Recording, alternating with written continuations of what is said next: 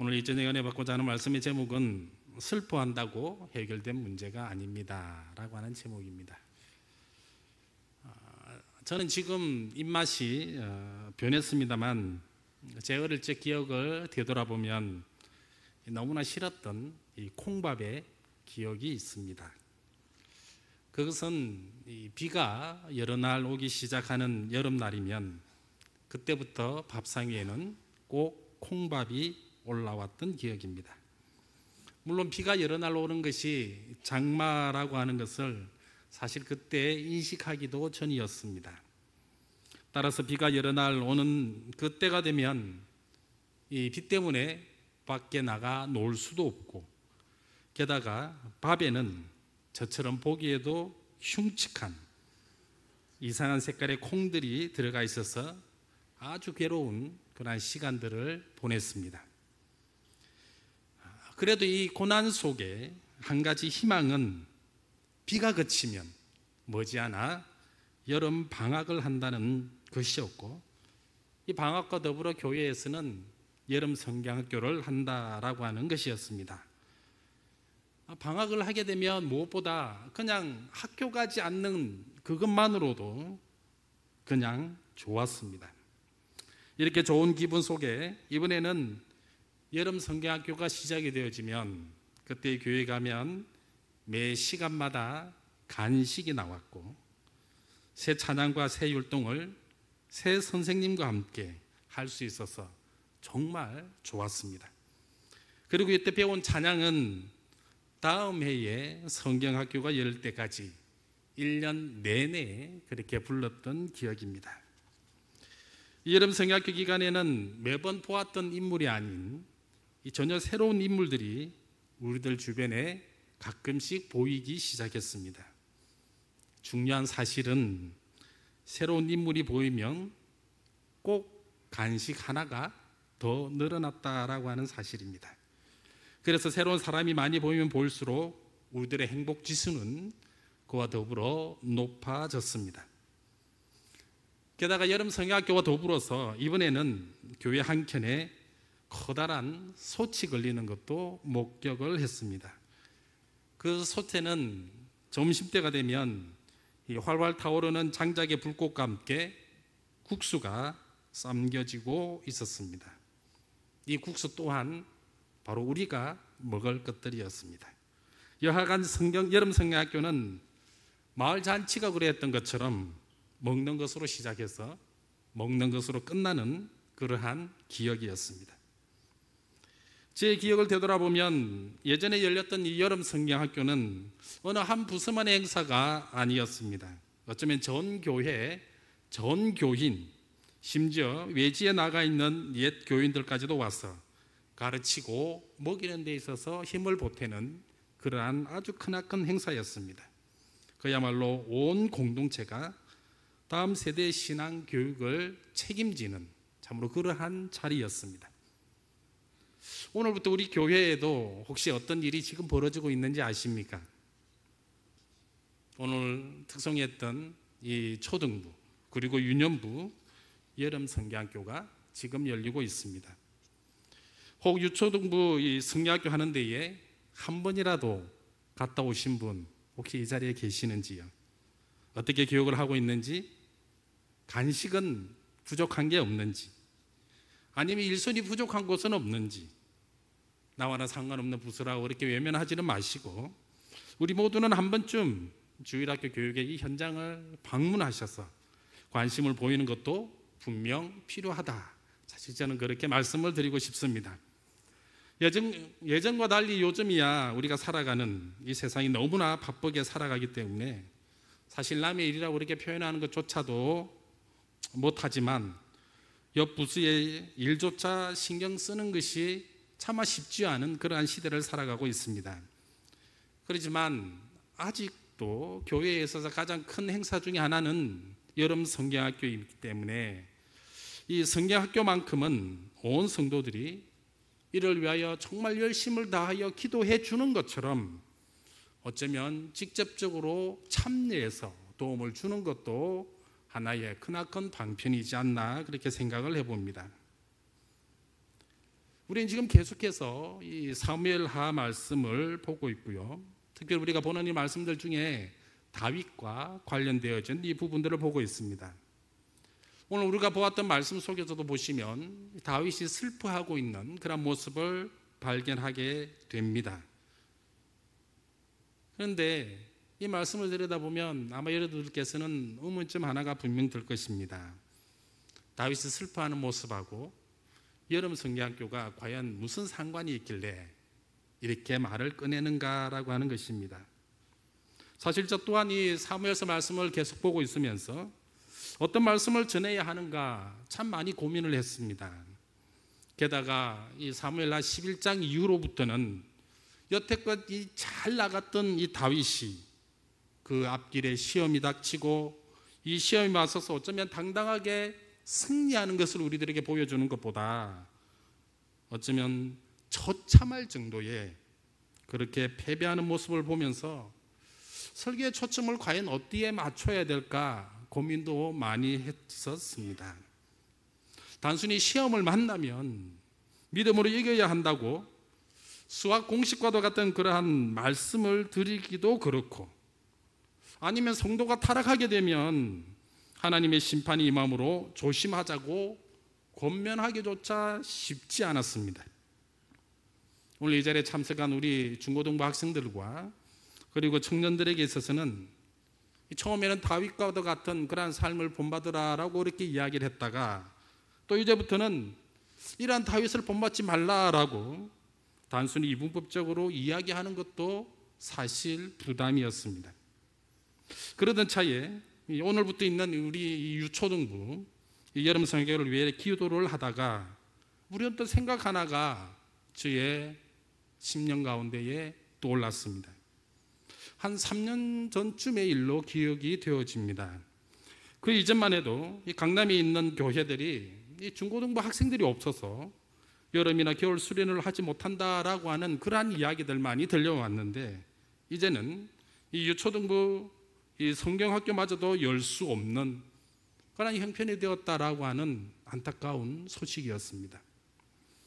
인구가 감소하기 때문에 그 여파로 인하여 유초등부 어린이들이 줄어들어서 성경학교를 할 수 없는 그런 형편이 되기도 했지만, 한편으로 이 초등학교에 다니는 애들이 너무나 바빠서 이 너무나 바쁜 아이들로 인하여 교회가 이번에는 감히 성경학교를 열 수 없다라고 하는 그러한 이야기를 들을 때면 야, 이건 아니지 않느냐, 그러한 생각을 제 마음 가운데에 지울 수가 없었습니다.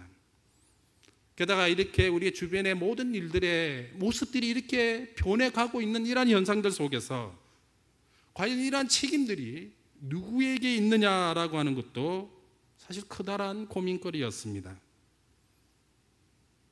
아이들이 많이 바빠함에도 불구하고, 그럼에도 불구하고 강력하게 나가지 못하는 교회가 문제인가? 아니면 이런 분위기를 만들어가는 그러한 사회가 문제인가? 이것도 저것도 아니면 자기 아이들을 이 교회로 이끌지 않는 그런 부모들이 문제인가를 놓고 참 저마다의 목소리를 내고 있는 이러한 상황 속에서, 이러한 현실 속에서 과연 이 책임이 누구에게 있느냐라고 하는 그러한 질문이었습니다. 사랑하는 성도 여러분, 이 교회라고 하는 것이요, 다음 세대에 있어서 성경을 가르치고 하나님에 대하여 가르치고 하나님의 말씀에 대하여 그 말씀대로 살아가자라고 가르치는 이것이 어쩌면 교회에 주어진 그러한 사명일진데, 이 사명 자체가 교회에서 흔적조차 발견하기 어렵다라고 한다면은 이러한 교회를 두고 과연 교회라고 할 수 있을까라고 하는 질문도 우리들 가운데에 생긴다라고 하는 겁니다. 중고등부 수련회와 유초등부 성경학교를 진행함에 있어서 이것은 너네 일이니까 너네가 알아서 하라라고 그렇게만 말한다면, 이 말만 끝내고 또 아무 일 없었다는 듯이 교회가 무관심하게 살아간다라고 한다면은 과연 이러한 교회를 두고 건강한 교회라고 할 수 있을까라고 하는 것입니다. 부모가 되어서는 자기 자녀들에 대해서 신앙으로 이끌지 못한다라고 한다면은 이는 궁극적으로 과연 누구의 책임입니까? 아니, 책임을 떠나서 아이들을 어떻게 신앙 안에서 키우는 것이 성도된 부모의 도리냐 하는 것입니다. 결국 이러한 현상이 왜 일어났는지, 그리고 이에 대한 책임 눈이 붉어진 것에 대하여 우리는 이제 냉철하게 들여다보아야 될 그런 필요가 생긴 것입니다. 분명한 것은 이 들여다봄에 있어서 하나의 본보기적인 경우가 바로 오늘 본문에 나오는 다윗이다라고 하는 바로 이러한 인물입니다. 따라서 우리는 먼저 다윗의 삶을 한번 들여다보기를 원합니다. 다윗이 살아왔던 여러 가지 삶들에 대하여 왜 그럼 다윗이 그렇게 살 수밖에 없었던가라고 하는 그 원인을 먼저 우리는 발견하고자 합니다. 다음으로 다윗이 그렇게 살아왔음에 대한 결과는 그러면 어떻게 되었을까요? 뿐만 아니라 그 결과에 대해서 오면하게 우리들에게 보이는 이러한 결과가 있다라고 한다면은 이제 우리는 어떻게 살아가야 될 것인가라고 하는 여기에 대한 분명한 해답도 우리는 가져야 할 것입니다. 뿐만 아니라 살펴보는 것에만 끝나는 것이 아니라 어쩌면 다윗의 삶에 있어서 문제가 있었다라고 한다면은 이제 이 다윗의 삶을 어쩌면 우리들 삶에 있어서 반면 교사로 삼고 다윗처럼 그렇게 살아가지 아니하는 분명한 우리들의 삶의 모습, 그러한 여러분들의 모습을 발견할 수 있는 그러한 성도가 되시기를 먼저 주님의 이름으로 축원드립니다. 무엇보다 이 부인할 수 없는 하나의 분명한 사실이 있습니다. 그건 뭐냐면은 다윗이다라고 하는 이 인물에 있어서 다윗은 하나님의 마음에 합한 성도였다라고 하는 이 분명한 사실일 겁니다. 다윗의 삶을 들여다보면 정말로 입지적인 인물이었습니다. 처음 다윗은 아주 평범한 가정에서 태어나서 평범한 목동의 삶을 살았습니다. 어린 다윗과 관련해서 이 사무엘상 16장에 보시면 이 다윗이 양을 치는 그러한 장면이 나오고요, 17장에 보시면 아버지의 심부름하는 그러한 모습을 우리는 발견할 수가 있습니다. 누구처럼 어릴 적부터 한 나라의 왕이 되어서 온 천하를 호령하겠다라고 하는 그러한 포부를 가진 자가 절대로 아니었습니다. 그저 하나님만을 섬기고 부모님 말씀에 순종하는, 그러면서 어쩌면 하루하루를 만족하며 살아가는 그러한 아주 평범한 소년이었다라고 하는 겁니다. 그랬던 다윗에게 있어서 어떤 일이 일어났습니까? 어느 날 선지자 사무엘이 찾아와서는 느닷없이 기름을 붓고는 가버렸습니다. 이것이 사무엘상 16장 13절에 기록이 되어 있습니다. 앞으로 왕이 되어 나라를 잘 이끌어 달라는 부탁도 하지 않았습니다. 지금부터 왕이 되기 위해 준비를 잘 하라라고 하는 그러한 당부의 말도 없었습니다. 언제 왕이 된다는 이야기도 해주지를 않았습니다. 다만 이 어린 다윗에게 있어서 기름 부음 받은 이전과 기름 부음 받은 이후의 삶에 있어서 큰 차이가 있다라고 한다면은 어쩌면 여호와의 영에 크게 감동이 되었다라고 하는 딱 이 한 가지 뿐이었다라고 하는 사실입니다. 하나님의 영에 크게 감동이 되었다라고 하는 이 장면에서 과연 우리는 무엇을 알 수가 있습니까? 다윗을 왕으로 세우신 분이 하나님이시고 앞으로 왕으로 만들어 가시는 분도 하나님이시고 실제 왕의 역할을 감당하도록 도우실 분도 하나님이시다라고 하는 겁니다. 내가 왕으로 기름 부음을 받았기 때문에 내가 인간적인 어떠한 노력과 어떠한 계획과 어떠한 실력을 쌓아가서 이러한 왕이 되겠다라고 준비하며 다짐하며 나아가는 것이 아니라 아무것도 없는 나에게 하나님이 찾아오셔서 왕으로 세워주셨다라고 한다면 이후에 모든 준비되어지는 일들과 앞으로 나라에 대해서 다스릴 일들과 하나님 앞에서 임하는 이 모든 모습들까지도 하나님께서 이끌어 가신다라고 하는 바로 그러한 어쩌면 믿음이 다윗 가운데에 있었다라고 하는 것입니다. 이 위대한 사실 앞에서 그러면 하나님으로부터 쓰임을 받고자 하는 그러한 사람의 특징은 과연 무엇이어야 합니까? 어쩌면 그것은 오직 하나밖에 없는 것 같습니다. 그것은 다름 아닌 하나님께 순종하는 것입니다. 하나님 이끄심에 순종하는 것이고, 하나님 말씀에 순종하는 것이고, 하나님 말씀대로 실제로 살아가는 이것이 있어야 된다라고 하는 것입니다. 그런데 인간의 마음과 어쩌면 욕심이 하나님께 순종하는 것으로만 만족하지 못하게 합니다. 처음에는 순종하는 듯 그렇게 보여지지만 시간이 지나면 지날수록 하나님의 일이 아니라 오히려 자기의 일을 하고 싶어하는 그러한 모습을 발견하게 됩니다. 게다가 우리 인생이라는 이 인생이 어쩌면 하지 말라라고 하는 것은 더더욱 하고 싶어하는 그러한 본성도 가지고 있습니다. 그 결과 하나님으로부터 자연스럽게 멀어짐도 우리는 그동안 많이 경험을 했습니다. 하지만 중요한 것은 우리네 모든 인생의 삶은 이렇게 살아왔지만 다윗은 결코 그러지 않았다라고 하는 것이죠. 먼저는 하나님의 영에 크게 감동되어진 그러한 결과이기도 했지만 또 한편으로 중요한 것은 자신의 이 마음을 잘 다스리는 자였다라고 하는 겁니다. 당시 위대한 왕이자 장수였던 사울이 있었습니다.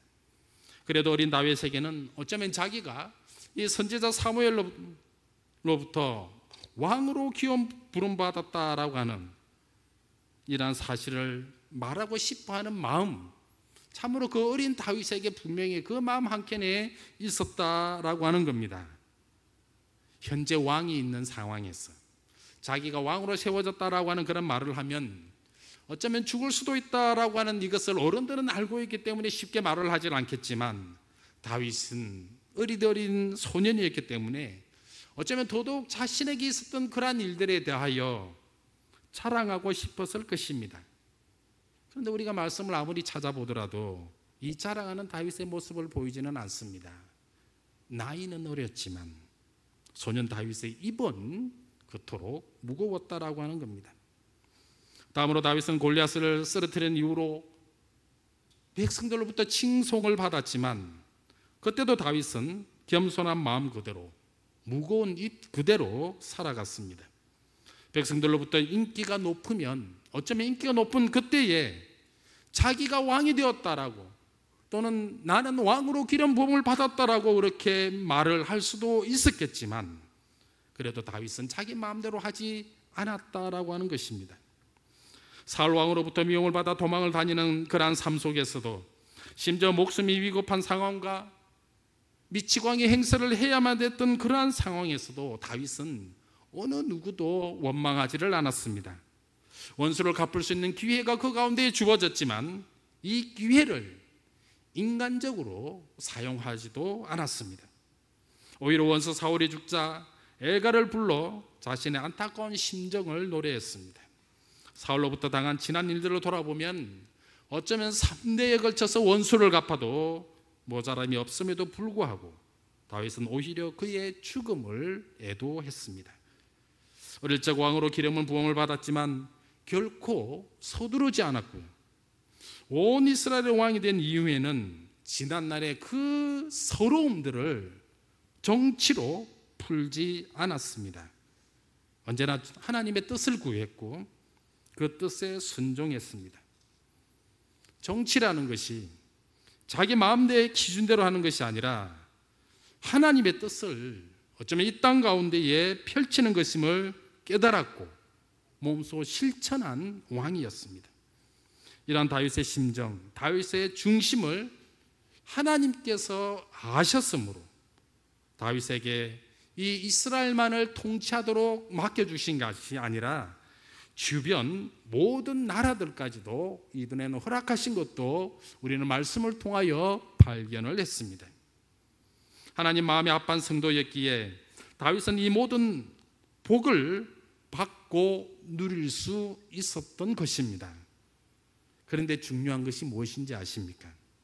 다윗이 복을 받았으므로 하나님을 섬긴 것이 아니라 하나님의 섬김의 결과로 하나님으로부터 인정을 받고 복을 누리게 되었다라고 하는 이 중요한 사실을 어쩜 우리는 기억해야 할 것입니다. 사실 이 정도 되어지면 우리들 마음에는요, 이러한 다윗은 절대로 넘어지지 않을 만큼, 쓰러지지 않을 만큼, 아니 심지어 무엇인가 앉을 만큼도 쉽지 않을 정도로 보여졌지만, 그런데 다윗은 어느 날 딱 한 번에 무너지고 말았습니다. 그것이 바로 우리가 잘 알고 있는 이 밧세바 사건입니다. 밧세바 사건을 보면 어느 날 우연히 일어난 사건이 아닐까라고 그렇게 치부할 수도 있습니다. 그러나 성경의 기록을 자세히 보시면 결코 우연히 일어난 사건이 아니라 일어날 수밖에 없었던 그러한 필연적 사건임을 우리들에게 말을 해주고 있습니다. 그것은 자신의 위치에 있지 아니하고 성도로서의 본분을 다하지 아니하는 그 순간이었다라고 하는 것입니다. 한 나라의 왕이다라고 한다면은 모름지기 국사를 처리하는 자리에 언제든지 있어야 합니다. 물론 다윗도 인간인지라 피곤할 때도 있었겠지만, 그럼에도 불구하고 자신의 부하들이 저 전쟁터에 나가서 목숨을 걸고 있는 그러한 전투를 치르고 있는 마당에 군인들만 전쟁터로 보내놓고 자신은 낮잠을 절겠다라고 하는 것은 결코 있을 수 없는 일이다라고 하는 것입니다. 게다가 처음에는 모든 일들을 처리함에 있어서 하나님께 하나님의 뜻을 물었던 다윗의 모습도 어느 순간 없어졌습니다. 하나님의 궤를 옮길 때에도 하나님의 뜻을 먼저 묻지도 않았고, 궤를 옮기는 하나님의 방법을 알아보지도 않았고, 오직 자신의 판단과 주변 사람들의 말에만 귀를 기울이고 그대로 행동을 했습니다. 그 결과 어떤 일이 일어났습니까? 우사라고 하는 이 한 사람이 죽어나가서도 하나님 앞에 철저히 자기를 낮추지 않았습니다. 바로 이때에, 어쩌면 바로 이 순간에 아무리 하나님 마음에 합한 성도였다 할지라도 이제는 넘어질 수밖에 없다라고 하는 바로 그러한 것을 우리는 발견할 수 있다라고 하는 것입니다. 밧세바 사건 때 이 넘어가고 있는, 쓰러지고 있는 다윗의 모습을 살펴보면 또 어떤 것을 우리는 발견할 수가 있습니까? 저기에 있는 저 여인을 알아보라고 사람을 보내고, 데려오라고 사람을 보내고, 그 여인의 남편을 죽이라고 이번에는 사람을 또 보내고, 마지막으로 남편이던 여인을 자기네 부인으로 삼고자 할 때에도 사람을 보냈습니다. 이때 다윗의 특징이 무엇인지 아시겠습니까? 물론 왕이기 때문에 자기가 아는 것보다 어쩌면 부하나 아래 사람을 시키는 것이 지극히 당연한 것처럼 그렇게 보일지 모르겠지만, 사람을 보내는 것이 아니라 어쩌면 자기 자신이 직접 이 모든 일을 했다라고 한다면은 그 행하는 일들 가운데 앞으로 어떻게 진행이 되었을까라고 하는 그러한 진책도 해봅니다. 자기가 몇 번 움직이다 보면, 자기가 손수 이 일을 하다 보면 이게 아니구나라고 하는 그러한 느낌이 왔을 겁니다. 이래서는 안 됨을 자각하고도 분명 남았을 것입니다. 그러나 자기가 움직인 것이 아니라 남들이 움직이다 보니까 판단이 흐려지고 책임감이 무뎌지고 급기야 양심까지 무뎌진 것입니다. 결국 이 모든 것이 하나님 앞에서 죄가 되었다라고 사무엘하 17장 27절에서 말씀하고 계시다라고 하는 겁니다. 제가 예전에 경험했던 일들 중에 이러한 경험이 있습니다. 교육부서에 사역을 하다 보면 특이한 경험들이 있는데요, 그 중에 하나가 학부형들께서 이 자기의 자녀들의 손을 잡고 와서는 저에게 이 자식을 좀 사람 좀 만들어 달라라고 하고서는 그냥 그 말만 남겨 그냥 가버린다라고 하는 경우였습니다. 제가 볼 때 데리고 있는 그 자식이 분명히 사람이 다 되어 있었는데 왜 저보고 또 사람을 만들어 달라라고 하는 것인지 참 이해가 안 됐습니다만, 물론 여태 사람을 만들어 달라고 하는 의미가 무엇이겠습니까? 교회 좀 열심히 다니고, 그죠? 그리고 부모님 말씀도 좀 잘 듣고, 게다가 하나 더 바라는 게 있으면 공부도 좀 더 잘하면 좋겠는데, 그걸 전혀 하지 않으니까 좀 이걸 할 수 있는 사람으로 좀 만들어 달라고 하는 그런 의미겠지요. 그런데 사람을 만들어 달라고 이렇게 부탁하고 이 자식을 데려다 놓고는 그 뒤로 일절 관심을 끊는다라고 하는 사실입니다. 어떻게 교육을 받고 있는지 찾아와서 확인 한번 하지도 않았습니다. 심지어 담당 교육자인 저에게 자신의 이 자식이 어떻게 사람이 되어가고 있는지 확인 전화 한번 오질 않았습니다. 사람 좀 만들어 달라고 사람 아닌 사람을 데려다 놓고서는 그걸로 끝입니다. 제가 이 장면을 곰곰이 들여다보면 정말 그분이 믿음이 좋은 것인지 아니면 교회에 와가지고 이 자식을 버리고 간 것인지 헷갈릴 정도로 그러한 경험들이 있습니다. 사랑하는 성도 여러분, 이 사람이 신앙적으로 넘어질 때가 되어지면 반드시 징조가 보입니다. 자살하는 사람만 징조만 보이는 것이 아니라 하나님 앞에서 죄를 범하기 전에도 전조 증상은 반드시 나타난다라고 하는 것입니다. 그것은 이 하나님의 말씀과 멀어지는 것이고 기도의 시간이 줄어드는 것이고 자신이 나서서 교회 봉사를 하기보다는 꼭 남들을 시킬 때 이런 일들이 생긴다라고 하는 것입니다. 우리가 다윗에 대하여 그 엄청난 하나님의 복을 받았음에 대하여 부러워해야 할 것이 전부가 아니라 어쩌면 하나님 앞에서 죄를 범함에 있어서 어떠한 모습을 보였는지도 우리는 잘 보아야 된다라고 하는 것입니다. 왜냐하면 다윗의 범죄는 단순히 자기 자신만 그 범한 죄에 대하여 이 심판을 받은 것이 아니라 온 집안에 걸쳐서 그 심판을 받았기 때문이다라고 하는 겁니다.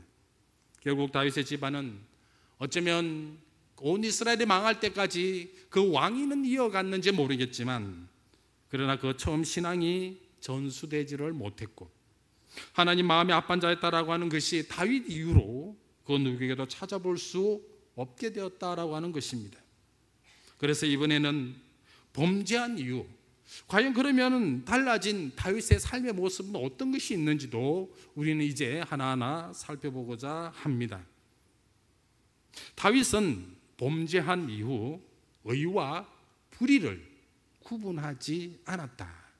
무엇이 옳은 것인지 무엇이 그른 것인지 구분할 수 없게 되었다라고 하는 것입니다.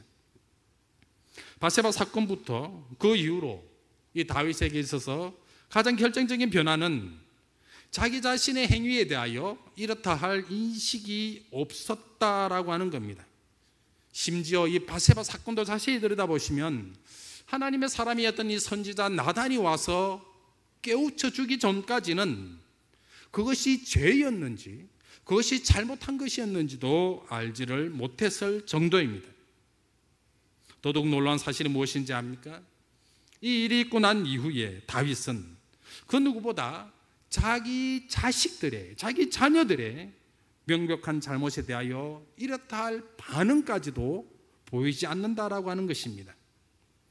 사무엘하 13장에 보면 자신의 사랑하는 장남이었던 암논이 자신의 여동생 다말을 범했을 때도 다윗의 모습을 보면 심히 노를 바랄지언정 그 잘못을 따지지 않는 것을 우리는 분명하게 발견을 했습니다. 당시 결혼하지 않은 처녀에 관하여 보호자는 누구였느냐면 부모였습니다. 부모가 보호고 책임자였다라고 하는 것이 사무엘하 13장 2절에 분명하게 기록을 하고 있습니다. 어떻게 기록을 했습니까?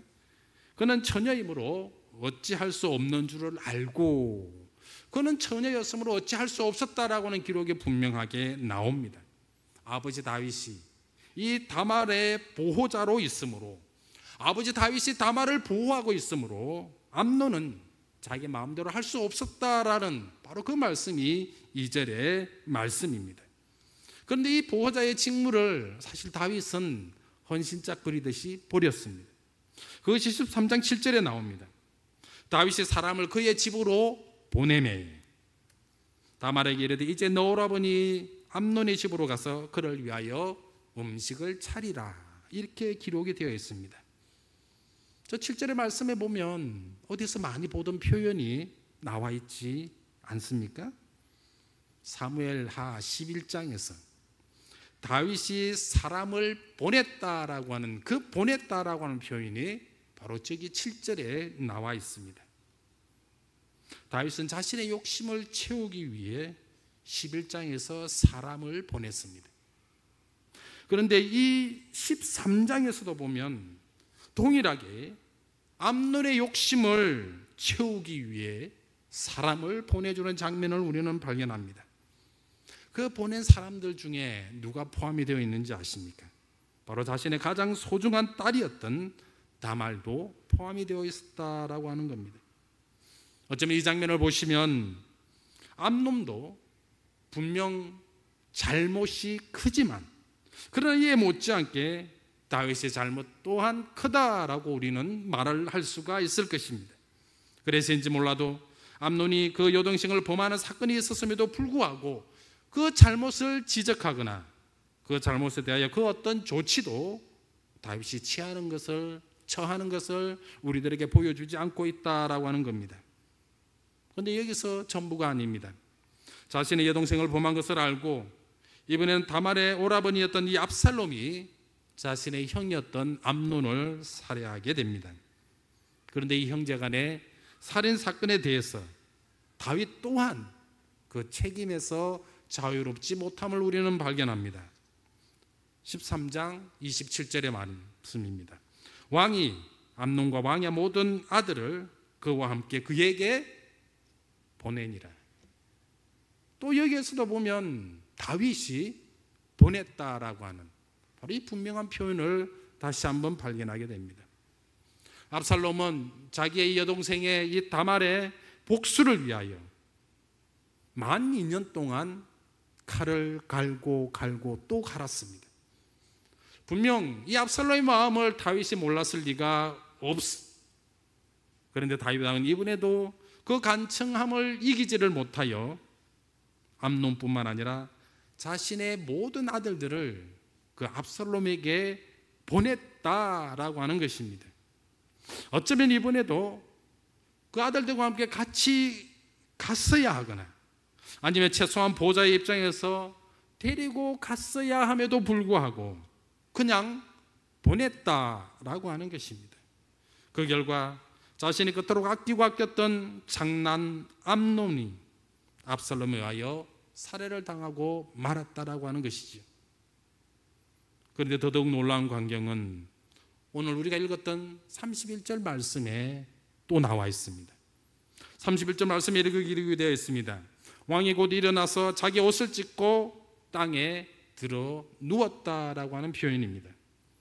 언뜻 보기에 31절의 말씀을 보시면 자신들의 아들들이 죽었다라고 하는 그런 소문의 소식을 듣고 놀라서 다윗이 기절한 걸로 그렇게 보일지 모르겠지만 그러나 여기서 들어 누웠다라고 하는 표현은요, 자기 감정에 못 이겨서 너무나 기운이 뻗쳐서 너무나 열이 뻗쳐서 스스로 땅에 누웠다라고 하는 바로 그러한 표현입니다.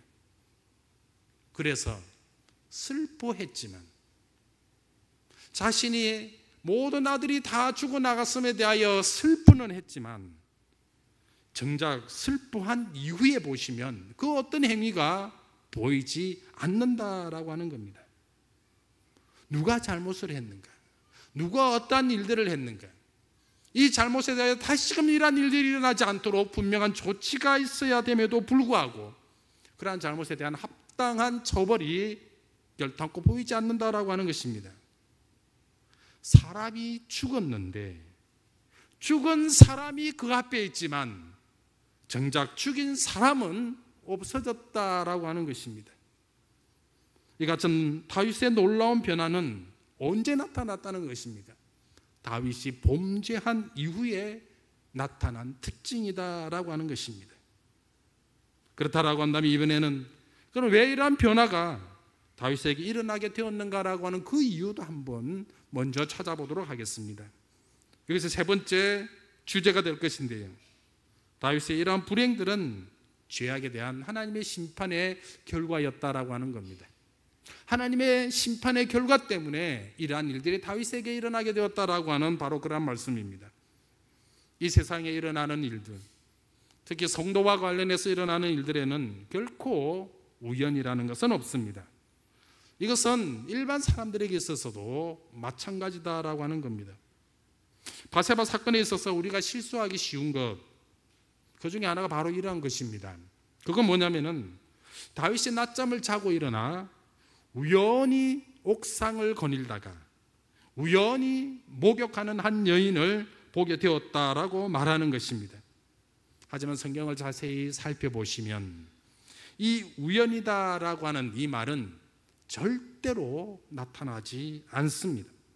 오히려 성경에서는 이러한 사건들이 신앙적 해이 때문에 일어나게 되었고 정신적 나태함 때문에 일어날 수밖에 없었던 그러한 필연적인 사건임을 더 강조하면서 기록이 되어 있습니다. 그래서 하나님이 이러한 다윗에 대하여 그 모든 행위들을 악하게 보시고, 왜냐하면 우연히 된 것이 아니라 모든 것들이 일어날 수밖에 없는 그런 상황으로 자기 스스로가 몰아가서는 결국에는 죄를 범할 수밖에 없었다라고 하는 것이고, 따라서 하나님의 이러한 다윗의 모든 행위들을 보시고 처음부터 끝까지 그 모든 것을 다 악하게 보셨다라고 하는 겁니다. 그래서 심판을 내리셨다라고 하는 겁니다. 사무엘하 12장 9절에서부터 15절의 말씀을 보시면 이러한 말씀을 우리는 발견합니다. 어찌하여 여호와의 말씀을 업신여기고 악을 행하였느냐.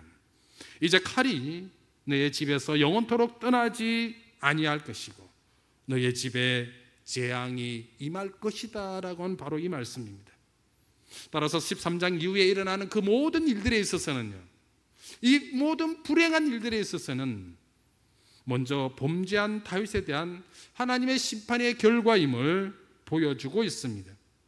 다음으로 하나님의 엄연한 심판 앞에서 아무 저항도 이제는 할 수 없고요, 아무리 가슴 아픈 일을 할지라도 이제는 감내할 수밖에 없는 바로 그러한 모습도 발견하게 됩니다. 따라서 다윗은 범죄를 행한 그 순간부터 선과 악을 구분할 수도 없었고, 설령 구분할 수 있다 손 치더라도 자신의 범죄가 먼저 그 앞에 가로막고 있었기 때문에 그 누구도 잘못했다라고 하는 그러한 판단조차 내릴 수가 없게 되었다라고 하는 것입니다. 다윗의 이러한 불행을 보면 어떤 사람들은 다윗이 그 당한 일들이 어쩌면 나의 일인 듯하여서 가슴 아파할 분도 계실 것입니다. 또 어떤 분들은 그동안 너무나 잘 나갔던 이러한 다윗의 모습을 보고 이제는 그 질투로 인해서 그렇게 잘 나가다가 잘못했으면 벌받는 것도 당연한 것 아니냐라고 생각하실 분도 계실 것입니다. 그러나 이 일이 나에게 일어난 일이 아니라 다른 사람에게서 일어난 일이라고 해서 절대로 안심할 수만은 없다라고 하는 사실을 우리는 기억해야 할 것입니다. 왜냐하면 나와 우리의 삶 속에서 일어나는 어쩌면 우리가 지금 당면하는 이 모든 가슴 아픈 일들이 실상은 그 원인이 나에게 있지 않느냐라고 하는 바로 그러한 돌아봄의 시간이 우리들에게 이제는 있어야 된다라고 하는 것이기 때문입니다. 성경학교 이야기로 시작을 했으니까 계속해서 성경학교 이야기를 이어나가고자 합니다. 지금 한국 교회에 일어나고 있는 일련의 사태들, 저기 성경학교를 열 수 없을 만큼 여러 가지 상황이 나빠졌음에 대하여 참 냉철한 반성을 한번 해보고자 합니다. 치열한 이 지금의 이 경쟁 사회를 살아가기 위해서는 남들과 경쟁해서 이겨야만이 살아남을 수 있는 세상임에 분명 틀림없을 것입니다. 이 경쟁은 어쩌면 사회뿐만 아니라 교회까지도 결코 벗어날 수 없는 그러한 올무가 되었습니다. 따라서 남들보다 더 노력해야 되고, 남들보다 더 땀을 흘려야 되고, 남들보다 더 많이 그리고 더 부지런히 움직여야 합니다. 안타까운 이야기이긴 하지만 우리 학생들은 어쩌면 남들보다 더 오랜 시간 동안 책상에 앉아 있어야 하고 남들보다 잠을 덜 자야 할 것입니다. 그래야만 경쟁에서 이길 수 있는 것이 아니라 어쩌면 겨우 경쟁할 수 있는 그러한 출발점에 설 수 있기 때문입니다. 어쩌면 이러한 상황들이 이제 초등학교에까지 내려왔다라고 하는 것이고, 학원 다니느라 바빠서 교회에서 개최하는 성경학교마저 갈 수 없는 그러한 처지가 되었다라고 하는 겁니다. 물론 부모 된 자로서 어쩌면 아주 작은 그러한 욕심만 버리면 가능할 수도 있겠지만 그게 생각처럼 쉽지가 않은 것 같습니다. 하지만 다윗의 경우를 보시면 한편으로 그때 다윗의 모습이 어쩌면 지금 이 시대에 있어서 우리들에게 있어서 나타나는 것은 아닌지 사실 걱정이 되는 것도 사실입니다. 다윗이 하나님의 말씀을 업신여기고 하나님 보시기에 악을 행한 결과 더 이상 자기 자식들 앞에서 그 자식들의 잘못을 말을 할 수가 없고, 그것이 잘못이라고 그래서는 안 된다라고 말할 수 없었던 상황들이 우리들에게도 없으리라라고 하는 보장이 없기 때문입니다. 저도 처음에는 우리 한국교회 성도님들이 너무나 마음이 좋았어, 때로는 마음이 너무 여렸어, 차마 자식들에게 있어서 신앙생활 제대로 하지 못한다고, 말씀대로 살지 못한다라고 하는 것에 대하여 꾸짖지 못하는 걸로만 그렇게 알았습니다. 사회가 저지르는 부조리에 대해서도 불법과 탈법에 대해서도 내가 교회에 다니니까, 내가 성도니까, 아니 좋은 게 좋은 것 아니냐라고 하는 그러한 결과 때문에 성도들은 말하지 않는 걸로만 그렇게 알았습니다. 하지만 혹 이런 생각은 해보지 않으셨습니까?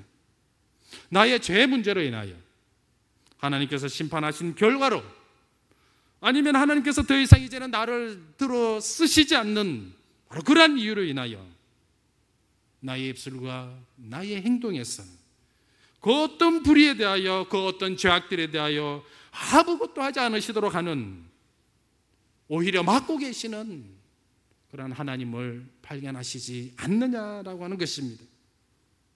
뿐만 아니라 우리의 다음 세대에 대한 이 신앙교육에 있어서도 다윗처럼 어쩌면 다른 사람을 보낼 줄로만 알았지, 자기 자식만 그냥 거기에 가면 될 줄로만 알았지, 내가 나서서 행동하고 내가 나서서 가르쳐야 하고 내가 신앙에 있어서 모든 모범들을 보여주어야 한다라고 하는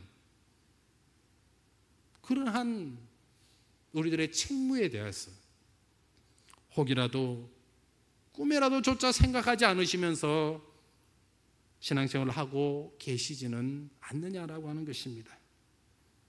하지만 이것 하나만 마지막으로 기억해야 할 것입니다. 우리에게 하나님의 의가 없으면 자녀를 망치게 한다라고 하는 사실입니다. 이는 비단 자녀만 망치는 것으로 끝나지는 않을 것입니다. 나로 말미암는 문제는 먼저는 자녀를 망치게 할 것이고, 다음으로 가정을 망치게 할 것이며, 이러한 가정들이 모여서 나라와 민족을 망치게 할 것입니다. 어디 이것뿐이겠습니까? 이런 성도가 속해 있는 교회는 또한 어떻게 되겠습니까? 우리는 우리 주변에 있어서 그 어떤 가정이 무너질 때마다 겉으로는 감히 표현하지 못하고 속으로만 소심하게 그네들을 향하여 손가락질을 했습니다. 저 가정이 무너지는 거 보니까 누구 하나 분명 잘못이 있겠지라고 그렇게만 생각은 했습니다.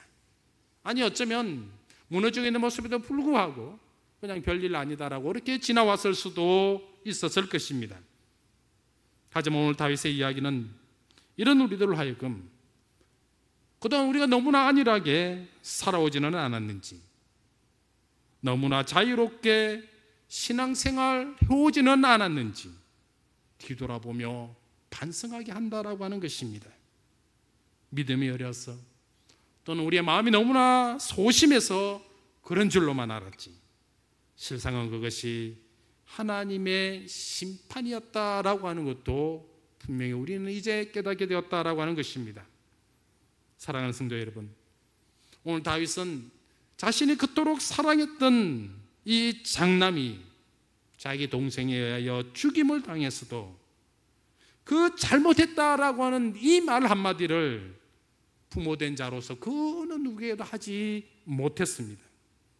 땅에 쓰러져 통곡할지언정 그 왜곡되고 잘못된 상황들을 바로잡고자 그 어떤 노력과 시도조차 하지 않았다라고 하는 것입니다. 이 장면이 어쩌면 이 시대를 살아가는 우리의 모습과 너무나 닮아 있지 않습니까? 우리에게 닥쳐진 문제들, 우리에게 펼쳐지는 상황들, 우리가 감당하고 책임져야 할 것들에 대해서 어쩌면 침묵하고 외면하고 있는 우리들의 모습과도 너무나 닮지 않았느냐라고 하는 것입니다. 그런데 중요한 사실 하나는 뭔지 아십니까? 우리가 마냥 슬퍼하고 있다고만 해서 해결되어지는 문제는 결단코 아니다라고 하는 것입니다. 그것은 자녀의 신앙교육이 그렇고 가족 구성원의 모두에게 하나님 앞에서의 신실한 삶이 그럴 것이고 교회가 하나님 앞에서 온전히 쓰임 받고자 함이 바로 그것일 것입니다. 그렇다라고 한다면 이제 우리는 어떻게 해야 합니까? 이제 우리는 어떻게 살아가야 합니까? 이제 우리는 그 어떤 신앙의 노력과 열심들이 우리들 가운데 있어야 되느냐라고 하는 것입니다. 어쩌면 그것을 먼저는 회개해야 될 것이고 그리고 그 다음으로 회개에 합당한 열매를 맺으며 살아가야 할 것이고 마지막으로 그 성령의 아름다운 열매를 맺음에 있어서 그 모든 소망들을 이 땅에 두며 살아가는 우리들이 아니라 저 하늘에 소망을 두고 살아가야 된다라고 하는 것이고 하늘의 소망 앞에서 우리는 최선을 다하여 살아가야 된다라고 하는 것입니다.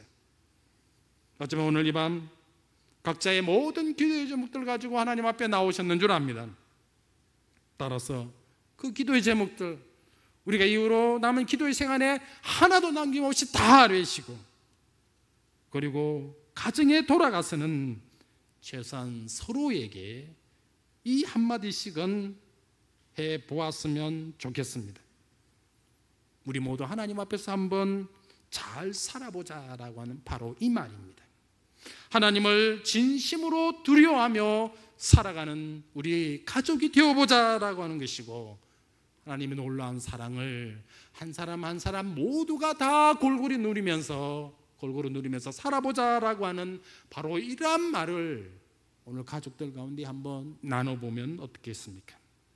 마지막으로 교회에 향하는 모든 일들 앞에 적극적인 관심을 가지시고 어디에 부족함이 없는지 어떤 부서에 도움의 손길을 구하고는 있지는 않는지 어디 한 곳에서 나의 손길이 필요한 곳은 없는지 그리하여 어쩌면 이 교회 속에 한 명의 이름 모를 성도로 살아가는 것이 아니라 일손과 도움과 노력이 필요한 곳이면 어디든지 달려가서 그리고 더 중요한 것은 오직 겸손함으로 봉사하는 그러한 저와 여러분들이 되시기를 주님의 이름으로 축원드립니다.